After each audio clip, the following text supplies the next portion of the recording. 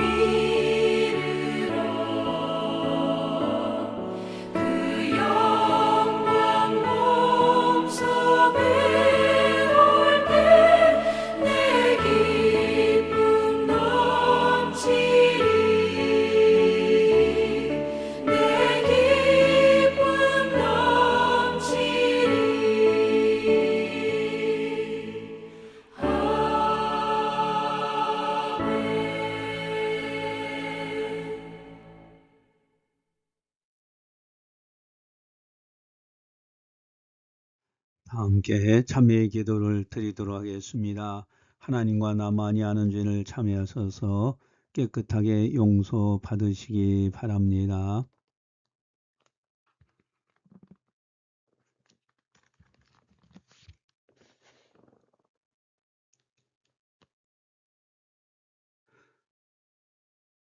만일 우리가 우리 죄를 자백하면 그는 미쁘시고 의로우사 우리 죄를 사하시며 우리를 모든 불의에서 깨끗하게 하실 것이요. 아멘. 사랑의 하나님 아버지 감사합니다. 저희들을 사랑해 주시고 은혜 베풀어 주셔서 오늘도 참여할 수 있도록 인도해 주심을 감사를 드립니다. 우리들의 부족과 실수와 허물을 회개하오니 용서하여 주시옵소서. 깨끗하고 정결하게 하여 주시옵소서. 감사하고 예수님의 이름으로 기도드리옵나이다. 아멘. 함께 사도신경으로 우리의 신앙을 고백하겠습니다. 나는 전능하신 아버지 하나님 천지의 창조주를 믿습니다. 나는 그의 유일하신 아들 우리 주 예수 그리스도를 믿습니다. 그는 성령으로 잉태되어 동정녀 마리에서 나시고 본디오 빌라도에게 고난을 받아 십자가에 못 박혀 죽으시고 장사된 지 사흘 만에 죽은 자 가운데서 다시 살아나셨으며 하늘에 오르시어 전능하신 아버지 하나님 우편에 앉아 계시다가 거기로 더 살아있는 자와 죽은 자를 심판하러 오십니다. 나는 성령을 믿으며 거룩한 공교회와 성도의 교제와 죄를 용서받는 것과 몸의 부활과 영생을 믿습니다. 아멘.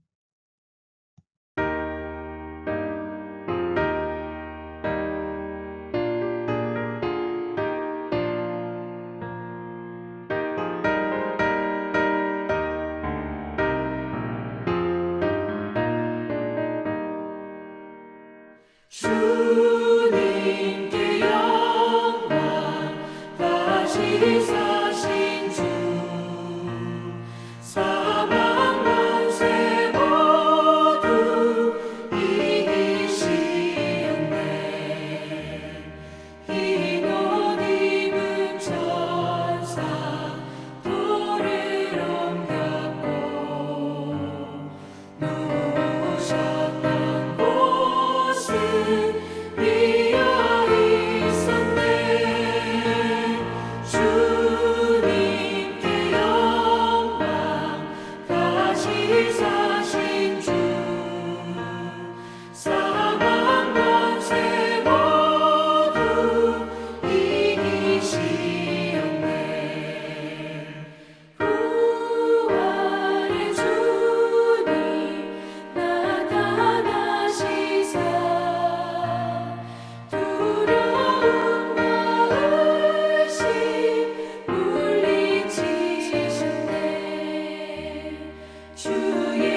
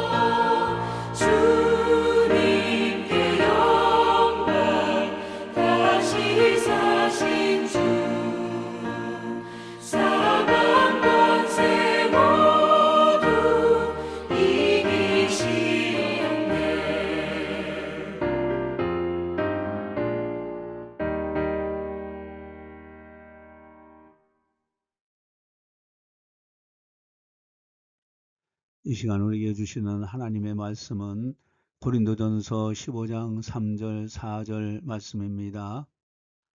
내가 받은 것을 먼저 너에게 전하였노니 이는 성경대로 그리스도께서 우리 죄를 위하여 죽으시고 장사 지낸 바 되셨다가 성경대로 사흘 만에 다시 살아나사. 아멘. 이 시간에는 성경대로 죽으셨다가 성경대로 살아나신 예수님이라는 말씀을 듣도록 하겠습니다. 먼저 팔복TV에서 나왔던 이전 집사님의 간증을 들으면서 말씀을 상고하도록 하겠습니다. 저희 남편이 2002년도에 위암 말기 판정을 받고 실제 1년 반 동안 투병 생활을 하게 되었습니다.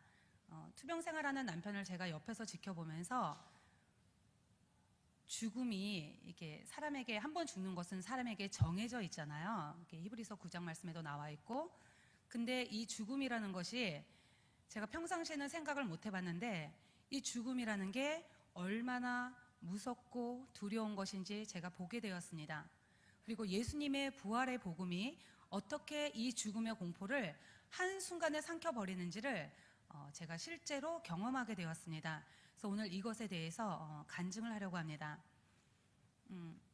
저희 남편이 이제 위암 말기 판정을 받고 병원에서 전이가 되지 않았다, 그래서 수술이 가능하다, 그래서 이제 급하게 검사하고 수술 날짜 잡고 수술을 하게 되었습니다. 수술실 들어간 지 1시간쯤 되었을 때 의사 선생님께서 이제 보호자를 찾으시더라고요. 그래서 제가 수술방 안으로 들어갔습니다. 들어갔는데 이렇게 배를 다 열어놓은 것을 보여주면서 선생님께서 설명을 하시더라고요. 간 쪽으로 이미 전이가 시작되었고 12지장은 이미 암으로 막혔다. 그래서 물도 넘어가지 못한다. 그래서 수술 못한다. 그래서 위 중간을 꼬매고, 위가 이렇게 길잖아요. 그 중간 부분을 꼬매고 소장을 위 중간에다 연결해주는 문합 수술을 하겠다. 그러니까 한마디로 얘기해서 시간을 벌어준 거죠. 먹을 수 있도록.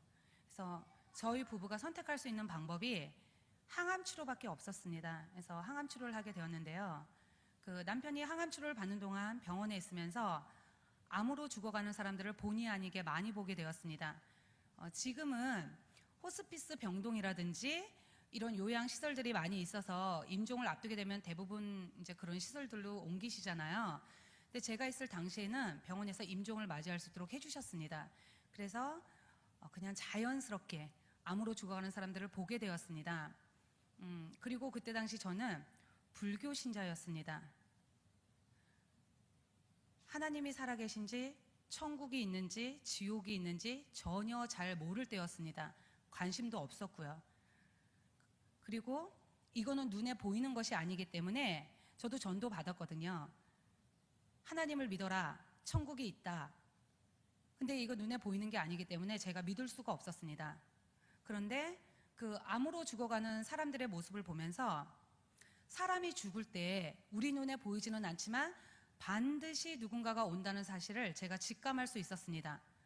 그리고 천국과 지옥이 있는지 전혀 몰랐지만 그때 당시 죽어가는 사람들의 모습을 보면서 천국이 있구나, 지옥이 있구나, 제가 이걸 알게 됐습니다. 확신을 했고, 그리고 죽을 때 누군가가 오는데 이 사람들은 그거를 보는 거예요.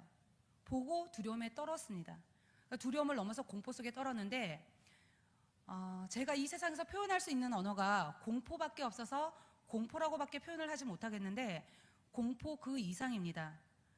이 모습을 지켜보는 저도 눈에 보이지는 않는데 이 데려오는 대상이 얼마나 두려움의 대상인지, 이 죽음이 얼마나 두렵고 무서운 것인지 그 사람들을 통해서 제가 똑똑히 볼 수 있었습니다.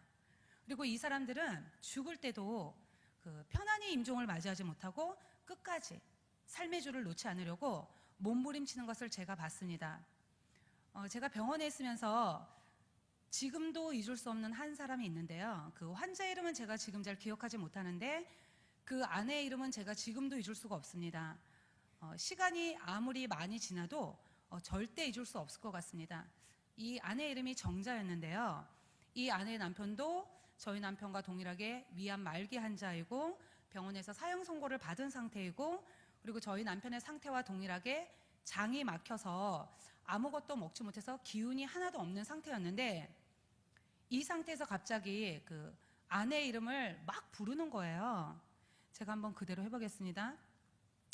정자야! 정자야! 무서워! 정자야, 무서워! 이러면서 큰 소리로 미친 듯이 소리를 지르는 겁니다. 근데 그때 저하고 그 환자의 아내하고 병실 밖에서 얘기를 하고 있었거든요. 근데 이 아내가 이 소리를 듣고 남편 옆으로 뛰어갔습니다. 뛰어갔는데 아무것도 먹지 못해서 기운이 하나도 없는 그 환자가 어디서 그런 힘이 났는지, 이렇게 환자가 누워 있잖아요. 이렇게 아내가 옆으로 오니까 그냥 누운 상태에서 아내 목을 헤드락을 하는 거예요. 헤드락을 딱 끼면서 같이 가자고. 혼자 못 간다고. 너무나 무서워서 나 혼자 못 간다고. 같이 가자고. 미친 듯이 난리를 치면서 팔로 자기 아내 목을 힘껏 감싸서 숨을 쉬지 못하게 하는 거예요. 제가 이 모습을 옆에서 지켜보는데 너무나 당황을 해가지고요. 숨을 쉬지 못하게 하니까. 제가 어떻게 풀어주었는지 잘 기억이 나지는 않지만 환자의 팔에서 아내 목을 떼어 풀어주었습니다. 이런 일이 있고 나서 며칠이 지난 다음에 이 환자가 임종을 맞이하게 되었는데요. 대부분의 환자들이 심박이 30 이하로 떨어지면 죽습니다. 여기 혹시 의사 선생님 계시는지 모르겠지만 하여튼 대부분의 환자들이 심박이 30 이하로 떨어지면 죽습니다. 근데 이 환자도 동일하게 심박이 30 이하로 떨어졌는데 죽지를 못하고 가쁜 숨을 몰아쉬면서 쉽게 삶의 줄을 놓지 않는 거예요. 왜 이렇게 병원에 가면 중환자들 보면 이렇게 여기다 심장 박동수 체크하는 기계를 꼽잖아요. 그러면 기계가 띠딕 띠딕 뛰면서 심장 박동수를 나타냅니다. 근데 이게 어느 정도 이하로 떨어지면 경고음을 냅니다. 그래서 이 환자도 심장이 30 이하로 떨어져서 소리가 나서 제가 속으로 이 사람 죽는구나 이렇게 생각을 했는데, 갑자기 이렇게 숨을 끌어올리면서 다시 숨을 쉬는 거예요. 그러니까 이 상태에서 또 숨을 계속 유지하다가 또 경고음이 나는 거예요. 소리가 나는 거예요. 그래서 제가 이번에는 이 사람 정말 죽나 보다 이렇게 생각을 했는데, 또 이 환자가 이렇게 끌어올리면서 이 숨을 끌어올리면서 다시 또 가쁜 숨을 이렇게 막 숨을 쉬는 거예요. 근데 이거를요 3일 동안이나 계속해서 반복을 하는 거예요. 제가 지금 2번 정도 흉내를 냈잖아요. 저는 숨을 정상적으로 쉬고 있는데 쉽지 않거든요. 그러니까 제가 만약에 그 사람이라면 너무나 힘들고 너무나 고통스러워서 그냥 삶의 줄을 놓을 것 같은데 그렇지가 않은 거예요. 그리고 이 환자가 집이 지방이었기 때문에 임종을 하면 이제 앰뷸런스로 지방을 가야 되는데 이렇게 3일을 버티니까 이 환자의 아내도 나중에는 지치는 거예요. 그리고 눈에 보이는 이 환자의 겉모습은 거의 말이 아니었습니다. 이 눈에서 실핏줄들이 다 터져가지고 눈에서 이렇게 피눈물처럼 이렇게 피눈물 같은 게 나고, 그리고 아무것도 먹지 못하니까 닌게를 맞는데요. 닌게를 맞으면 엄청나게 많이 붓습니다. 그냥 조금 붓는 게 아니고요. 못 알아볼 정도로 상당히 많이 붓습니다. 그러니까 그 병원에서 제일 큰 환자복도 나중에는 맞지가 않는 거예요. 안 맞으니까 벗길 수밖에 없어요. 못 입어요. 그래서 제일 큰 속옷 한 장만 입고 있었습니다. 그리고 임종에 가까우면 우리 그 장기 중에서 콩팥이 기능을 제일 먼저 멈춥니다. 그래서 소변이 정상적으로 배출이 되지 못하니까 마치 고문 풍선에 물을 가득 넣은 것처럼, 이렇게 가득 넣으면 풍선이 얇아지면서 팽팽해지잖아요. 그 상태에서 바늘로 구멍을 뻥뻥뻥 뚫어 놓은 것처럼 몸에서 소변이 그런 식으로 빠져나오는 거예요. 소변이 나오니까 속옷도 젖고 시트도 젖잖아요. 그런데 제가 이렇게 그 환자의 아내를 도와줘도 이게 너무 부어있어서 갈아입힐 수가 없어요. 그러니까 이 환자 옆에 가면 그냥 소변 냄새가 진동을 하는 겁니다. 그냥 그것만 보고 있어도 너무 끔찍해요. 근데 이 환자가 그런 모습과 그런 숨소리로 그렇게 3일을 버티다가 임종을 하게 되었는데, 임종할 때도 이 두 눈을 감지 못하고 눈을 부르뜬 채로 임종을 맞이했습니다. 그래서 이 환자가 죽을 때까지 제가 옆에서 이 환자의 모습을 보면서 제 눈에 어떻게 보였냐면, 이 사람이 지금 삶의 줄을 놓지 못하는 거구나. 죽지 않으려고 발버둥 치는 것처럼 보였습니다. 그러니까 그냥 그거 보는 것 자체가 너무나 괴롭고 너무나 힘들고 그냥 두려운 거예요. 근데 저희 남편도 그 환자와 동일하게 사형 선고를 받은 상태이고, 그때 구정이 껴 있었기 때문에 저희가 4인실에 입원했었는데 2명은 퇴원을 하고 그분하고 저희는 말기 환자였고 기계를 많이 달고 있었기 때문에 퇴원을 할 수가 없었어요. 그러니까 그냥 단둘이 보게 되는 거예요. 근데 저희 남편도 그분과 동일하게 위암 말기 환자이고 사형 선고를 받은 상태이니까 본인이 어떻게 죽을지 지금 앞날이 보이잖아요. 저렇게 죽는다고 생각을 하면 얼마나 끔찍하고 두렵겠어요. 그래서 제가 그 생각이 들어서 제 나름대로 남편이 그 죽어가는 모습을 보지 못하도록 커튼을 쳐주었고요. 그리고 이분이 가끔 소리를 지릅니다. 그냥 그 소리 한 번만 들으면요, 그냥 소름이 쫙 끼칩니다. 머리카락이 곤두습니다. 그래서 저희 남편이 그 숨소리와 그 소리를 듣지 못하도록 제가 남편의 귀를 막아주었습니다. 그런데 아무 소용이 없었어요. 이미 저하고 남편에게는 이 죽음의 공포가 그대로 임해버렸습니다. 그러니까 남편이 두려워할까봐 보지 못하게 했지만 그냥 남편의 머릿속에는 죽음의 공포만 가득 찬 듯했습니다. 이 사람 눈에는요, 어린 두 아이들도 보이지 않는 것 같았고요, 아내인 저도 보이지 않는 듯했고요, 부모님도 안중에 없는 듯했습니다.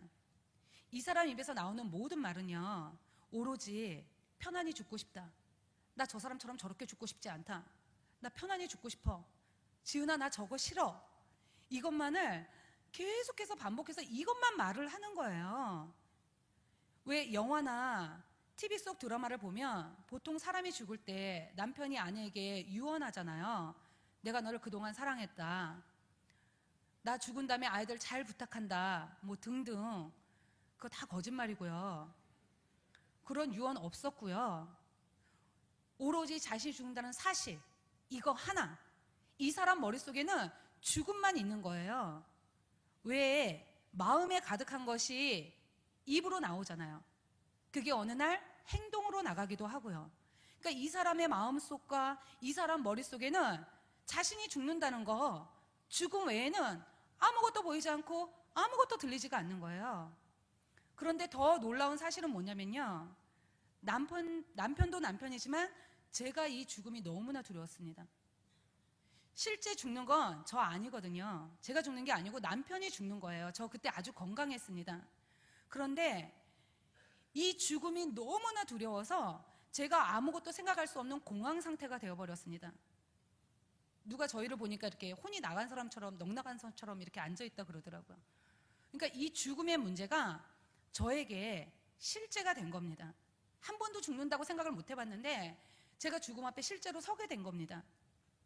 근데 그때 당시 남편하고 저하고 사이에 너무나 많은 문제들이 있었습니다. 이 많은 문제가 그 2달 반 동안 단기간 내에 일어난 일인데요. 어떤 일이 있었냐면 저희 남편이 사업을 했는데 이 사업이 망했습니다. 그래서 병실로 빚쟁이가 찾아왔습니다.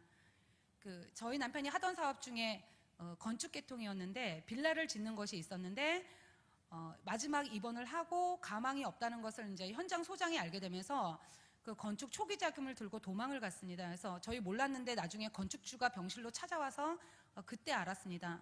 그리고 제가 그때 30 초반이었는데 그 목동에 새 아파트를 이제 장만을 해놨습니다. 입주를 하면 되는데 이 집에 이제 법무사 통해서 차압 절차를 그때 밟고 있더라고요. 그래서 차압이 들어오게 생겼고, 그리고 아이들은 3살, 4살로 너무나 어렸습니다.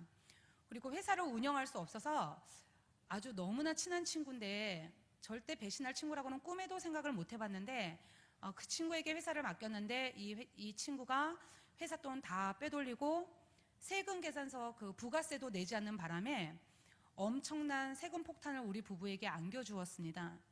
그리고 마지막으로 여자의 마지막 남은 선을 무너뜨리는 사건이 있었는데 그건 바로 남편의 외도 사실이었습니다. 제가 회사를 정리하면서 소문으로만 들었습니다. 근데 저는 이런 부분에 대해서 0.00001%라도 의심을 해본 적이 없기 때문에 확인해 볼 생각도 하지 않았고 한 귀로 듣고 한 귀로 흘렸는데 어느 날 이 여자가 병실에 찾아왔습니다. 그래서 제가 그때 알았습니다. 그리고 이제 제가 쫄딱 망하게 생겼으니까 그때 그냥 거리로 나앉게 생겼었어요. 애들 둘 데리고 그냥 거리로 나앉게 생기니까 그렇게 도와주시겠다고 했었는데 제가 이제 쫄딱 망하니까 시댁이 그리고 친정 부모님이 친구들이 모두 다 이제 돈 앞에서 등을 돌리셨습니다. 그러니까 이런 많은 일들을 제가 한꺼번에 겪게 되면서 그때 당시 제가 살아야 될 이유를 모르겠는 거예요. 살아야 될 희망도 안 보이고 살아야 될 소망도 안 보이고 아무것도 안 보이는 거예요. 다 나를 버려도 되는데 나를 낳아주신 내 부모님이 돈 앞에서 등을 돌리시는 것을 보면서 저희 부모님은 이 얘기하면 참 억울해 하세요. 그때 너 정신 차려서 그 회사 정리하라고 한 말이다 이렇게 말씀을 하시는데 그때 당시 저에게 이 말은 죽으라는 얘기였거든요. 그러니까 부모님이 돈 앞에서 등을 돌리시는 것을 보면서 이 세상에서 내가 의지할 사람이 단 한 사람도 없구나. 이 세상에서 나를 도와줄 사람이 아무도 없구나. 나 죽어야 되는구나. 제가 이걸 생각했을 때 머릿속에서 자살을 생각했습니다. 모든 것이 힘들고 그냥 이대로 끝내고 싶고 더 이상 아무것도 하고 싶지가 않은 거예요. 내가 여기서 도대체 뭘 하고 있는지를 모르겠는 거예요. 그리고 어린 두 아이들도요, 정말 생각이 하나도 안 났습니다. 그냥 벗어나고만 싶었습니다. 남편은 어차피 죽을 거니까 남편이 어떤 일을 했어도 제가 다 감당을 해야 된다고 생각을 했습니다. 이제 그것도 남편을 위해서라기보다 나중에 후회할까봐. 남편이 죽은 다음에 내가 좀 더 잘해줄 걸, 내가 좀 더 참을 걸 하는 이런 마음이 들까봐 남편이 어떤 일을 했고 무엇을 했어도 제가 다 감당을 해야 된다고 생각을 했고 실제도 감당을 하고 있었는데 이런 많은 일들이 한꺼번에 딱 오니까 더 이상 하고 싶지가 않은 거예요. 근데 이런 많은 문제들이 있었는데 제가 죽음 앞에 실제로 딱 서게 되니까 단 한 가지도 그 어떤 것도 생각이 나지 않는 거예요. 모든 문제들이 죽음 밑으로 그대로 잠식이 되어버렸습니다. 그냥 제 눈에는 죽음만 보이는 거예요. 그래서 제가 그때 알았습니다. 인생에서 가장 큰 문제는 돈도 아니고 명예도 아니구나. 우리 인생이 돈과 명예를 쫓아서 가잖아요. 인생에서 가장 큰 문제가 바로 이 죽음의 문제라는 것을 제가 그때 알았습니다. 누가, 이 세상에 그 어느 누가 이 죽음에서 벗어날 수 있을까? 누가 이 죽음의 문제를 해결해 줄 수 있을까? 돈은요, 없으면 많이 벌든 조금 벌든 벌면 됩니다. 그리고 명예도 내가 원하면 노력해서 얻으면 됩니다. 요즘은 돈이 많으면 명예를 돈으로 사기도 하잖아요. 그런데 이 죽음의 문제는 어떻게 할 수가 없는 거예요. 세상에 그 어떤 것으로도 해결을 할 수가 없는 거예요. 그래서 이 죽음 앞에서 그냥 남편하고 저는 공황 상태인 거예요. 해결을 할 수가 없으니까. 길이 없으니까. 앞에 환자가 죽고 나서 며칠이 지난 다음에 밤에 잠을 자는데요. 그 환자 침대는 조금 높이 있고 보호자 침대는 조금 낮게 있잖아요. 그래서 제가 낮에 회사 정리를 하고 밤에는 이제 병원에서 남편은 병간호를 했는데 거기 밤에 잠을 자는데 남편이 갑자기 발로 저를 막 뻥뻥뻥 차는 거예요. 그래서 제가 너무 놀라서 깼는데 남편이 막 울면서 화를 내면서 벌벌 떨면서 내가 너를 얼마나 불렀는데 왜 일어나지 않냐고, 내가 너를 얼마나 불렀는데 왜 대답하지 않냐고, 나를 데리러 왔다고, 너무나 무섭다고, 침대를 뺑 둘러쌌다고, 지은아 나 무서워 이러면서 다 큰 어른이 막 울부짖는 거예요. 근데 제가 그때 남편의 눈을 봤는데요, 이 눈이 공포에 질려 있는 거예요. 왜 어르신들 이런 말씀들 많이 하시죠? 사람이 죽을 때가 되면은 몸이 허해져서 헛게 보인다고. 저희 부모님도 이 말씀 자주 하시거든요. 근데 그렇지 않습니다. 남편의 눈을 봤는데 눈이 공포에 질려 있는데 그 공포가 그대로 그냥 오는 거예요, 저에게. 남편은 분명히 뭔가를 본 거예요. 근데 제가 그때 영적으로 아무것도 몰랐기 때문에 해결을 해줄 수가 없는 거예요. 어떻게 할 수가 없는 거예요. 그래서 그냥 남편의 마음을 진정시키려고 했습니다. 여보, 내가 옆에 있으니까 진정하라고, 아무도 없다 이러면서 남편의 마음을 진정시키려고 했습니다. 이런 일이 있고 나서 그 후에 2번 더 이런 일이 있었습니다. 모양은 조금 달라요. 이런 일이 있었는데 그때마다 남편의 반응은 처음과 동일했습니다. 그때마다 두려워했고, 그때마다 공포 속에 떨었고, 그때마다 난리가 나는 거예요. 근데 세 번째 일이 왔을 때 그렇게 공포 속에 떨고 두려워하는 남편의 모습을 보면서 제가 머릿속에서 뭘 생각했냐면, 이 사람 지옥이구나. 우리 남편 지옥 가는구나. 이게 알아지면서 제가 그때 염주 돌리고 있었거든요. 그거 집어 던지고요, 본능적으로 하나님 찾았습니다. 앞에 사람이 어떻게 죽는지 내가 똑똑히 봤는데, 이 지옥이 얼마나 무섭고 두려운 것인지 내가 그 사람을 통해서 똑똑히 봤는데 남편을 이대로 지옥을 보낼 수가 없는 거예요. 그래서 제가 그때부터 미친 듯이 하나님께 매달렸습니다. 하나님 제발 저희 남편 좀 살려달라고. 하나님 제발 저희 남편 좀 살려달라고. 다 잃어도 좋고, 그때 저 다 잃었거든요. 다 잃어도 좋고 모든 것을 다 뺏겨도 좋으니까 하나님 저희 남편만 살려달라고. 저희 남편 살려주시면 이제는 제가 하나님 원하시는 대로, 하나님 뜻대로 하나님의 종으로 살겠다고. 하나님 저희 남편 좀 살려달라고. 이 죽음이 너무나 두렵다고. 남편을 이대로 지옥을 보낼 수가 없어요 하나님. 이러면서 제가 간절히 하나님께 매달렸습니다. 제가 그때부터요 얼굴에 철판을 깔았습니다. 제 눈에는요 아무것도 보이지 않고 아무것도 들리지 않는 거예요. 그냥 남편을 살려야 한다, 이 생각만 제 머릿속에 가득 찼고요. 남편을 이대로 지옥을 보낼 수가 없다. 그래서 제가 그때부터요 병동 안을 그냥 막 미친 듯이 돌아다니면서, 병원 안에서 누가 교회를 다닌다 이 소리만 제 귀에 딱 들리면요 제가 그 사람에게 찾아갔습니다. 그 사람이 환자가 되었던 보호자가 되었던 병문안을 온 사람이든 상관없이 찾아가서 저희 남편 죽습니다, 하나님께 살려달라고 기도 좀 해주세요. 제가 이러면서 그 사람 손을 잡고요, 제가 그 사람을 언제 봤다고요, 데리고 왔다 이러면 고상한 표현이고요, 끌고 오다시피 해서 남편이 있는 병실로 데려와서 남편 앞에 앉혀놓고, 제가 기도를 할 줄 모르니까, 저는 기도를 할 줄 모릅니다, 하나님께 살려달라고 기도 좀 해주세요. 제가 이러면서 막 기도 부탁을 했습니다. 그리고 제가 있는 병원은 기독교 병원이었기 때문에 원목실이 있었습니다. 거기에 그 암센터 담당 전도사님에게 끊임없이 찾아가서 제가 기도 부탁을 했습니다. 이게 병동에 소문이 날 정도로요 저는 완전히 미친 사람이 되어 있었습니다. 제가 원래 모르는 사람에게 뭔가를 부탁하거나 아쉬운 소리를 하거나 하는 그런 성격이 아닙니다. 제가 되게 깔끔한 사람이거든요. 그렇게 생겼죠. 근데 이 죽음 앞에서는요 자존심도 필요 없고요, 이 죽음 앞에서는요 이성도 상식도 아무것도 보이지가 않더라고요. 하나님의 말씀 히브리서 2장 14절 16절 말씀 주보지에 나와 있기도 한데 같이 함께 보겠습니다. 자녀들은 혈과 육에 속하였음에 그도 또한 같은 모양으로 혈과 육을 함께 지니심은 죽음을 통하여 죽음의 세력을 잡은 자 곧 마귀를 멸하시며 또 죽기를 무수함으로 한평생 매어 종로로 타는 모든 자들을 놓아주려 하심이니, 이는 확실히 천사들을 붙들어 주려 하심이 아니요 오직 아브라함의 자손을 붙들어 주려 하심이라. 아멘. 마귀가 사망의 세력을 잡고 있습니다.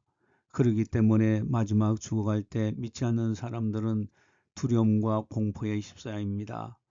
그러나 우리는 예수님께서 마귀를 이기시고 죽음을 이기셨기 때문에 예수님 안에 있는 사람들은 천국이 약속되어져서 담대하게 믿음으로 이제 마칠 수가 있게 되는 겁니다. 오직 주님만을 바라봐야 됩니다.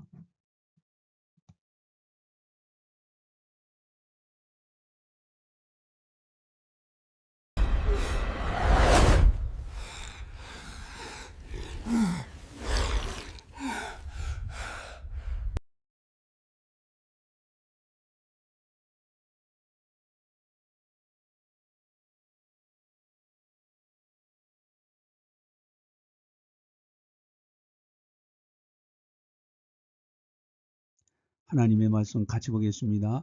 누가복음 16장 22절 말씀. 이에 그 거지가 죽어 천사들에게 받들려 아브람 품에 들어가고 부자도 죽어 장사되매. 아멘. 우리 믿음의 사람들은 천사들에게 받들려서 낙원에 들어갑니다. 그러나 믿지 않는 사람들은 저승사자 마귀가 데리러 오지요. 그래서 공포에 휩싸입니다.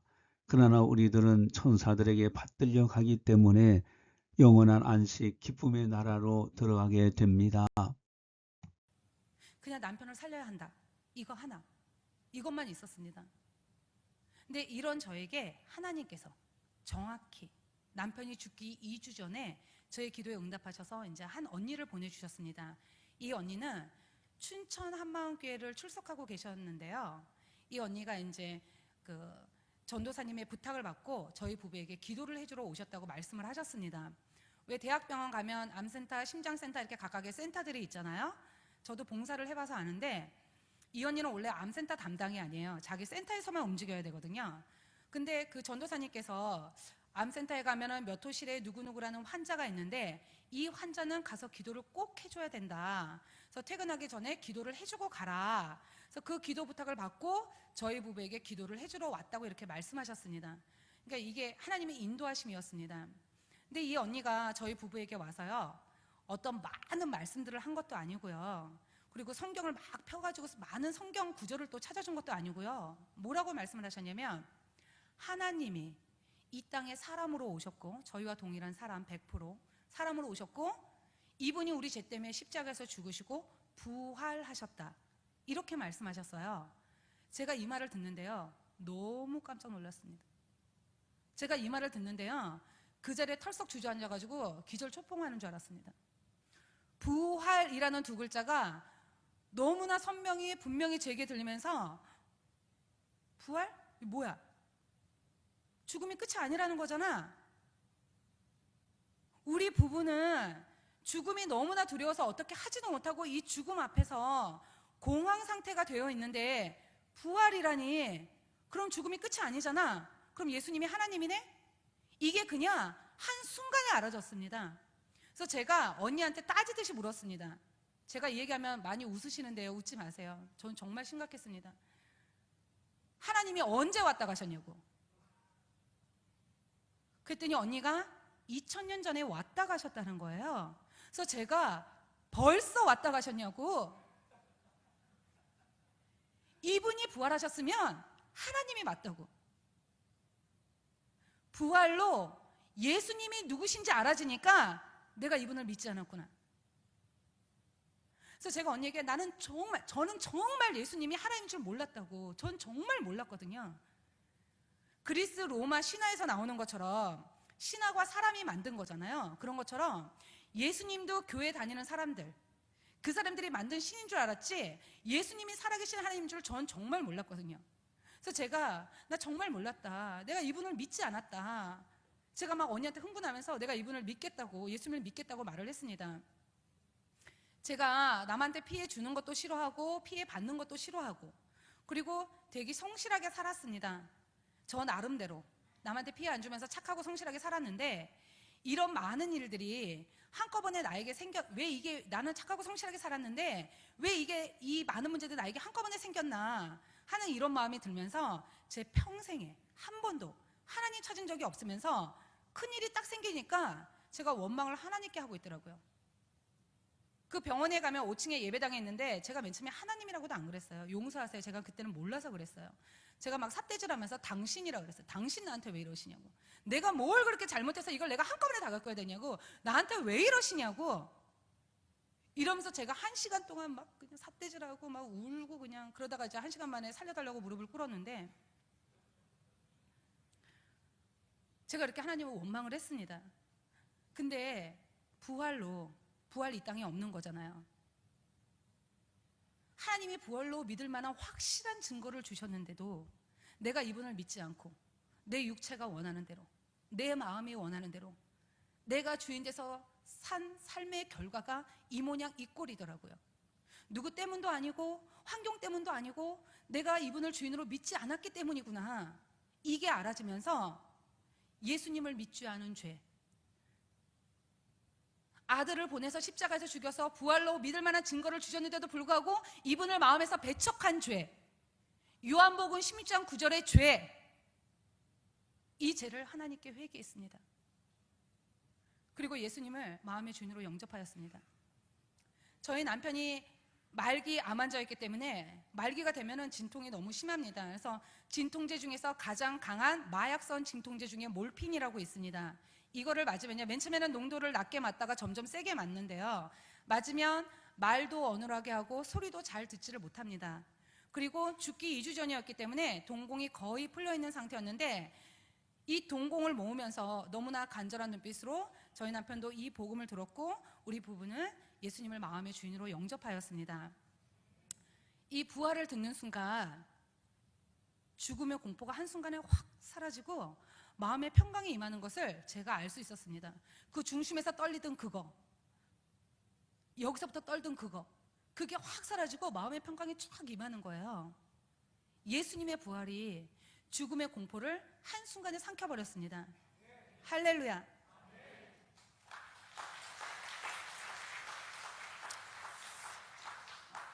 예수님을 영접하고 나서 그날이 2004년 2월 14일, 세상에선 발렌타인데이죠. 추도 예배 날짜 절대로 안 잊어먹습니다. 근데 그날이 토요일날 저녁이었는데, 제가 있는 병원에는 임종을 앞두면 1인실로 옮길 것을 권합니다. 옮겨도 되고 옮기지 않아도 됩니다. 근데 저희는 1인실로 옮겼습니다.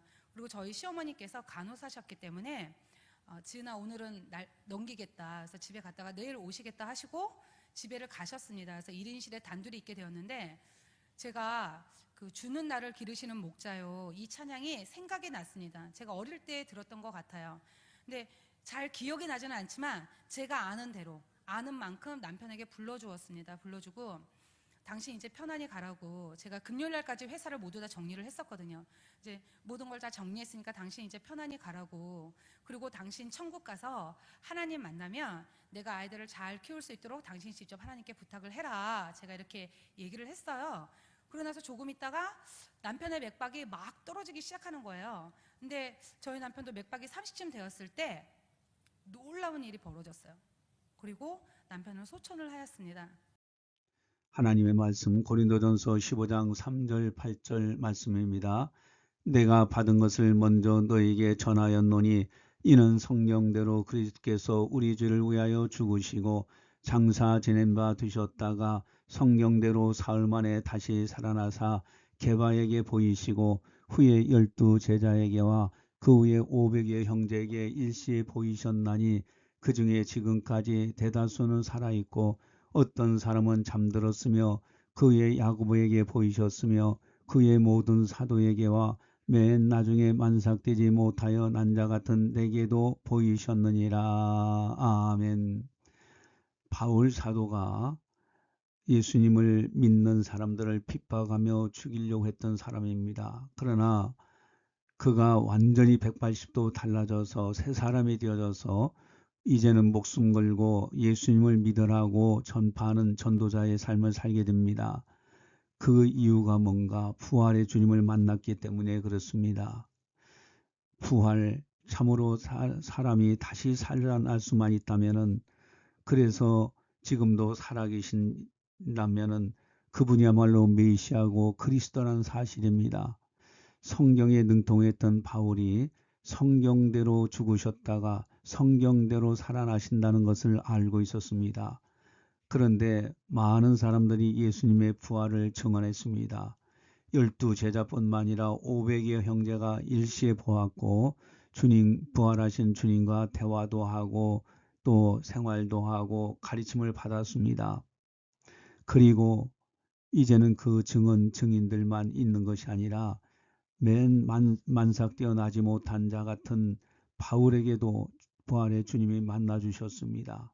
이때 완전히 바울은 새 사람이 되어서 이제는 목숨 걸고 예수님을 믿으라고 하는 사람이 되었습니다.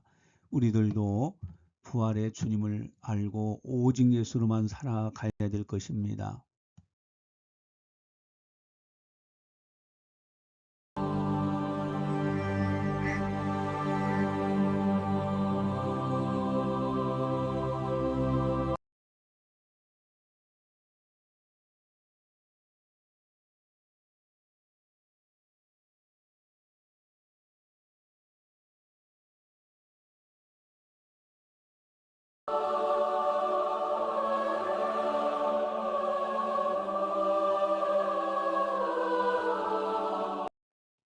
하나님 말씀 누가복음 20장 38절 말씀입니다. 하나님은 죽은 자의 하나님이 아니요 살아있는 자의 하나님이시라. 하나님에게는 모든 사람이 살았느니라 하시니. 아멘. 하나님 앞에는 모두가 살아 있습니다. 이 세상에 살아있는 우리들이 있고 저 세상에 살아있는 앞서간 성도들이 있습니다. 하나님 앞에는 모두가 다 보입니다. 이 세상과 저 세상, 그래서 모든 사람은 살아있는 것입니다.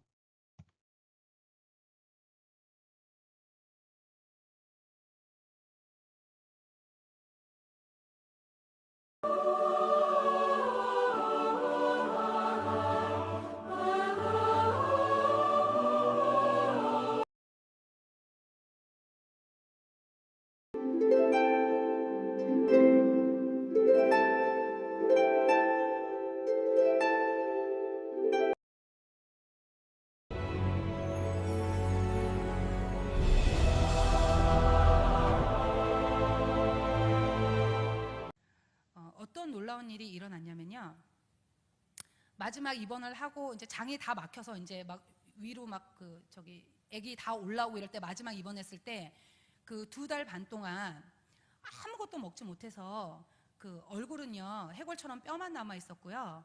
그리고 눈은 안구가 안으로 꺼져서 눈꺼풀도 감기지 못하는 상태였고 눈동자는 티미하게 이렇게 죽어 있었습니다. 동태눈처럼.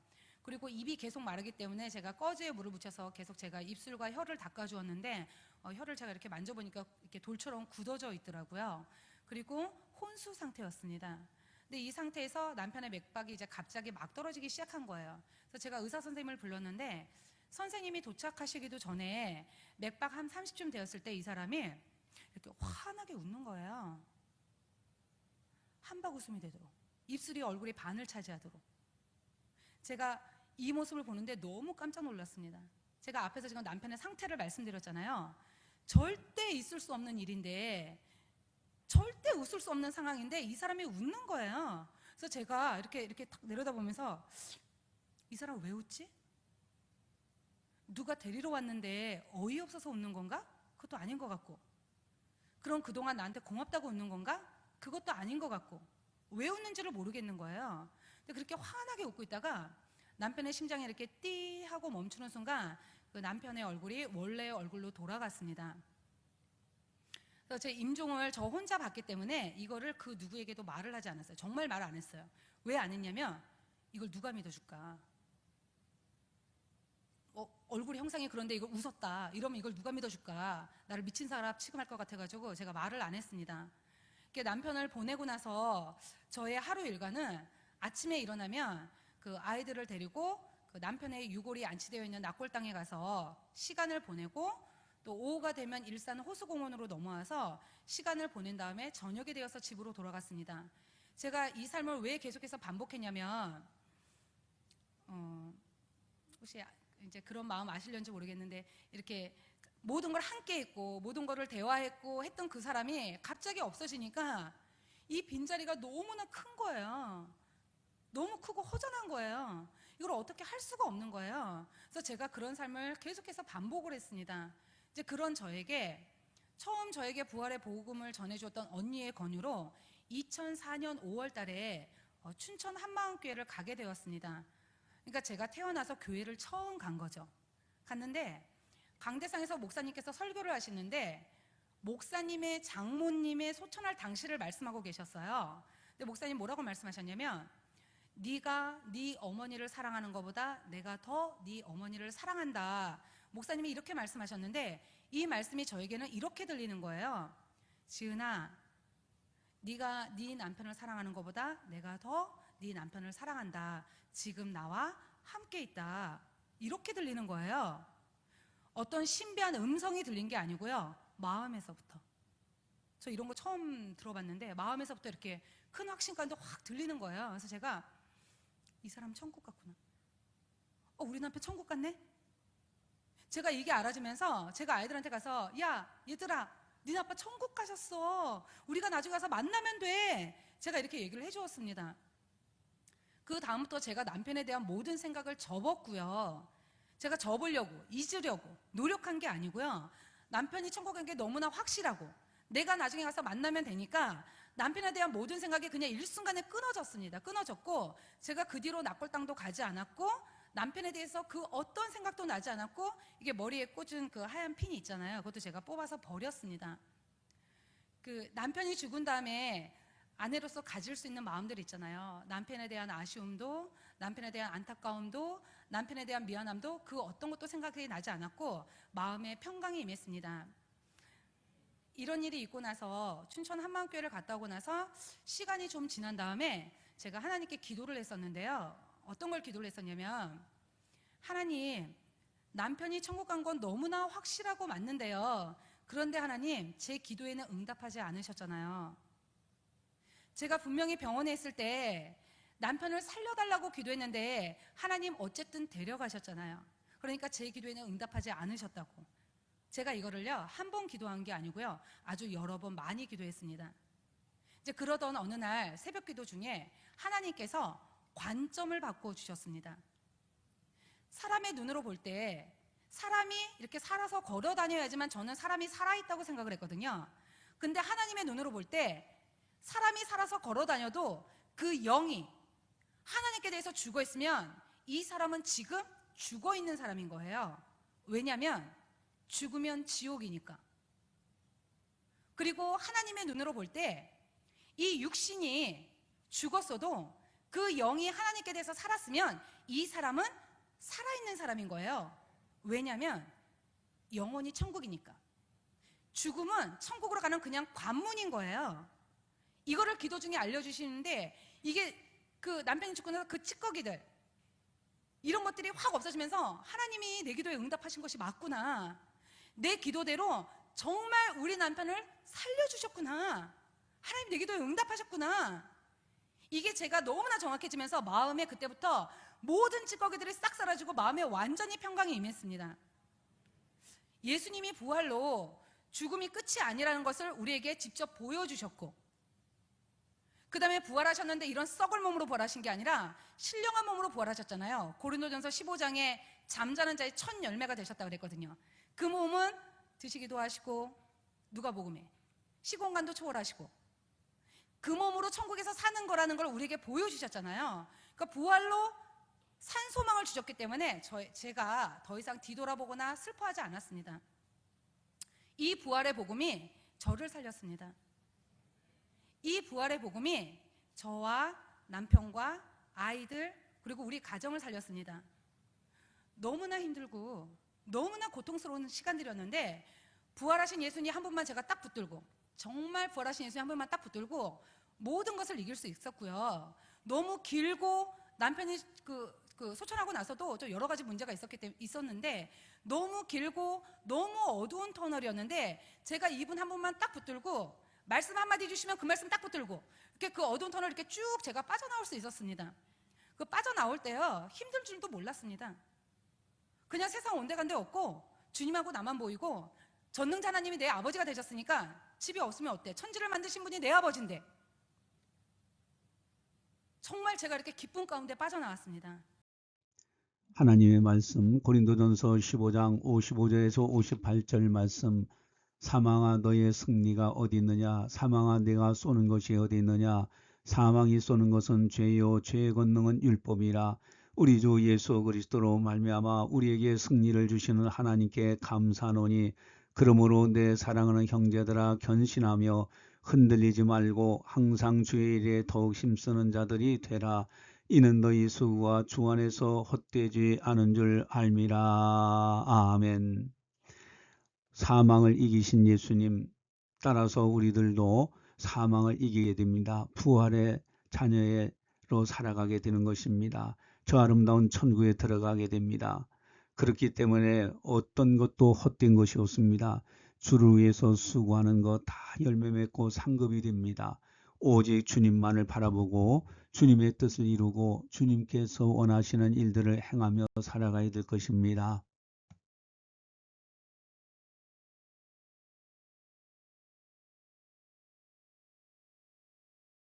복음을 전하지 않는데 어떻게 들을 수 있겠습니까? 그래서 제가 이때부터 복음을 전하기 시작했습니다. 인생에서 가장 큰 문제는 죽음의 문제이고 이 죽음 앞에서는 아무것도 문제가 되지 않았습니다.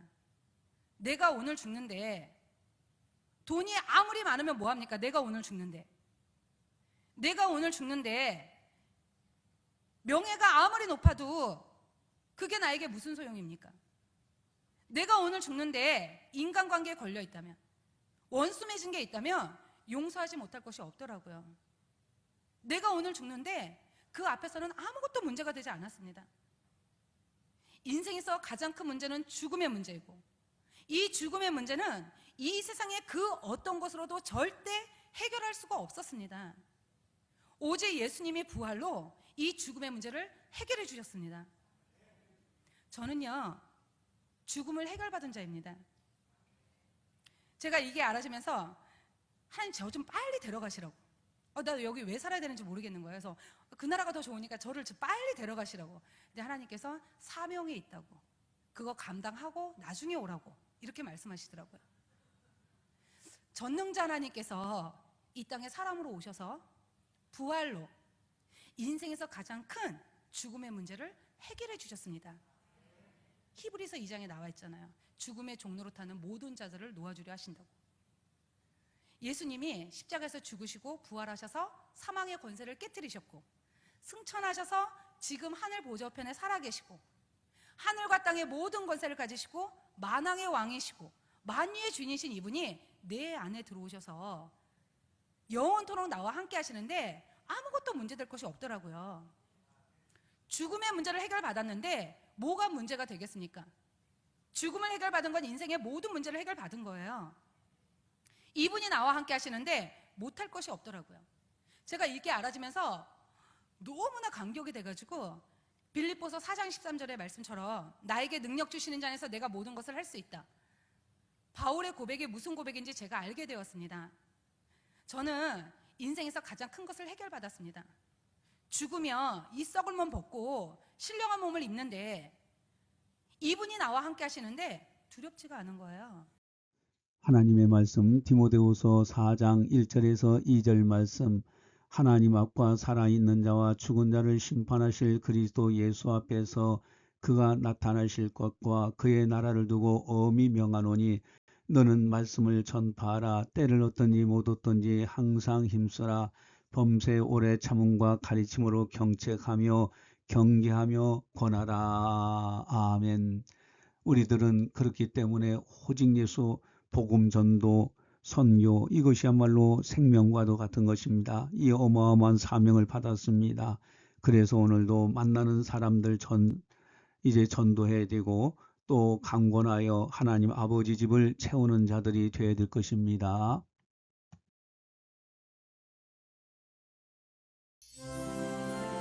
Welcome, welcome everyone. So glad you could make it.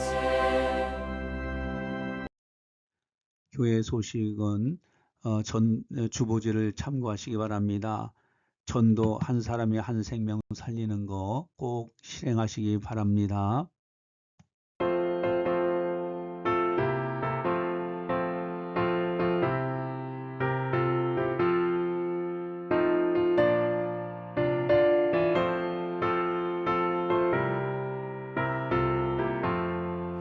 할렐루야 우리 예수 부활 승천하셨네. 세상 사람 찬양하니 천사와